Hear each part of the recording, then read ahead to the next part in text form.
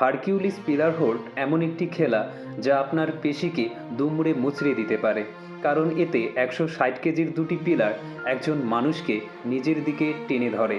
বড় বড় বডি বিল্ডাররাও এতে কয়েক সেকেন্ডের বেশি টিকে থাকতে পারেন না।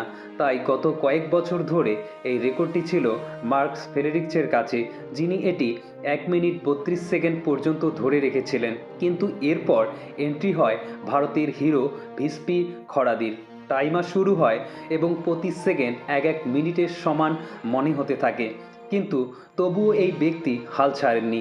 অবশেষে তিনি 1 মিনিট 32 সেকেন্ড রেকর্ডটি ভেঙে দেন, কিন্তু তখনও তিনি পিলারগুলো শক্ত করে ধরেছিলেন।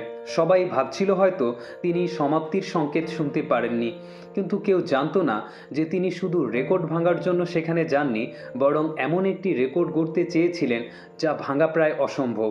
অবশেষে 2 মিনিট 10 সেকেন্ড পর্যন্ত এটি ধরে রেখে তিনি এক নতুন ইতিহাস সৃষ্টি করেন এবং এই তালিকায় ভারতের নাম সবার উপরে নিয়ে আসেন। আর তার এই অবিশ্বাস্য জয় আমাদের মনে করিয়ে দেয় যে মানুষের ইচ্ছাশক্তির সামনে লোহার পিলারের টান হার মানতে বাধ্য।